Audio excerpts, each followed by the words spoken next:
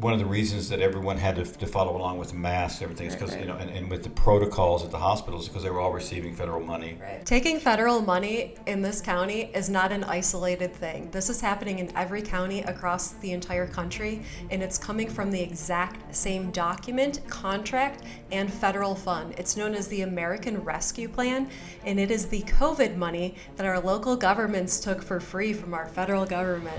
So that is why you should be concerned, because what we're talking about here today plays out where you live. All right, guys, so we're going to give you a high-level overview of what happened yesterday at our Collier County Board of Commissioners meeting. Good morning, Commissioners. Nice to see you again. I'd like to say thank you for the small victory with returning the CDC money. However, what I realize is that it is a symptom of a much larger problem.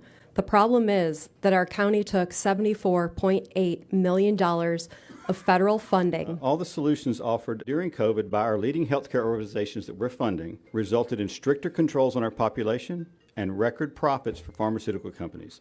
So we'd like to move this county in a direction to stop taking money from these global entities and from the federal government. These are our tax dollars. We took a federal grant and allocated it out to federally approved subcontractors. 2 out of 5 of those are local government agencies, and 3 out of 5 are NGOs, which I'm not even sure how they can call themselves an NGO, non-governmental without a chuckle, since their new mental health facility states that they are a public health service employee, is wanting us to fund their efforts through a grant that, if deemed necessary, will lead to quarantine authority. That's messed up. One of the things I would like to suggest is that this board request our Collier Health Department to compile and release an all-cause mortality rates for the last 6 years in total and broken out in the top 10 killers.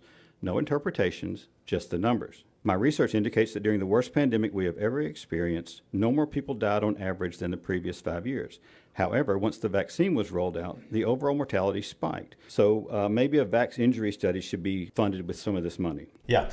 This is the third time we've talked on the subject of the CDC migrant grant money, and each time it was on the agenda, it was a different description. So we're wondering why they can't just keep it consistent and help us track it. It's almost like they intentionally change it just to hide it. But we're here to help citizens work through why this is important to them. Like for taking federal grant money, for instance. Look what happened during COVID, where all the hospitals and all the governments and a lot of the corporations were required to follow the federal guidelines to accept their money. So they were basically pay for play. This is important because these NGOs are taking money not only from the federal government, but they're taking them from globalist organizations, which our commissioner liked to refer to as the 6 degrees of Kevin Bacon, even though they're first-degree connections on their own website listed as partners. So the question I ask a lot of people to do a lot of research and do the old 6 degrees of a Kevin Bacon, if you ever heard that. I can connect any person in this room to somebody you don't like or dislike in some way if I research deep enough. Now, I'm not talking about random people here. I'm talking about the Clinton Foundation, Open Society's George Soros, Bill and Melinda Gates, the All the United bad Nations, players. the state departments, the pharmaceutical companies. That's not 6 degrees. That's a first degree. It's basically top-down control, which always leads to dictatorship. And so my question is, what is the price of a human life? Can anybody put a number on that? Human life is different between me and you, right? Because a loved one would be more to you than maybe to me. It would be priceless. So when we look at these, sometimes we have to look at the greater good and not so much the George Soroses and the Gates. Because you think once a human life is saved by this organization, George Soros gets angry because his money was used to do that? Does he pull his money back? We have to look at this with open eyes sometimes. Of course we care about human life. That is why we are doing this.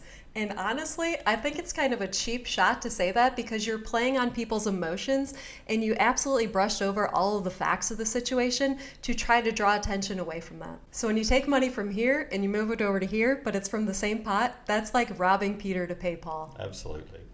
And when you're on a crusade, pick your battles. Pick your battles. Because it diminishes your work on the crusade sometimes. That's all I'm going to say. Thank you. we're picking a battle to fight that's to save human lives. And the people that we're arguing with, more or less, so the people that are doing this work and spreading this misinformation, are also trying to save lives. We're not saying that all the money is bad. We're just saying that we have to be very careful about affecting people negatively in these organizations that are doing what the federal government or the CDC or the NIH is telling them to do, because we have seen over and over again that this can be harmful to the public. I don't think any of our commissioners are trying to do something bad.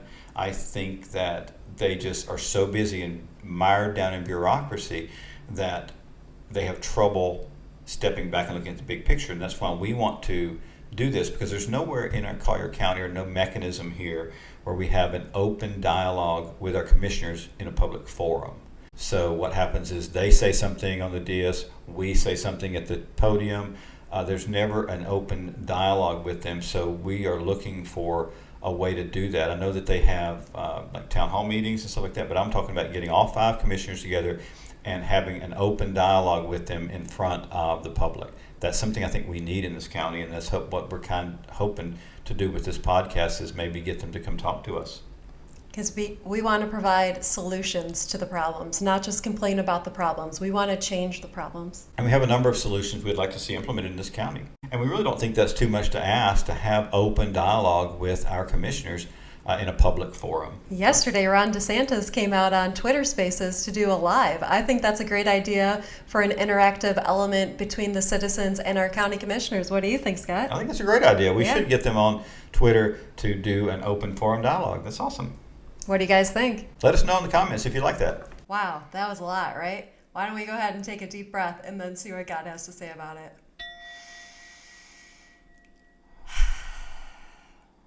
Okay. All right. I think the passage that spoke to me the most on this was Joshua 5:13-14, where Joshua was near the town of Jericho. He looked up and saw a man standing in front of him holding a sword. Joshua went up to him and demanded, "Are you friend or foe?" "Neither one," he replied. "I am the commander of the Lord's army." So I love this answer because in life we look for alliances and connections, and we're trying to work with the commissioners. Are we working against the commissioners? And the answer is we are neither. We are working for the citizenry, and we're happy to work with the commissioners that want to work with us to further our goals, and we're going to work against the commissioners who seem to be working against that goal. So it's not a personal thing on the commissioners. We have a lot of respect for their office, but we really need them to understand it's neither one. We are not for them or against them. We are just here pushing an agenda that is more biblical, morally, and integrity based than what seems to be out in the world. So I think that's where we're coming from, and I hope they understand that and will play along with us.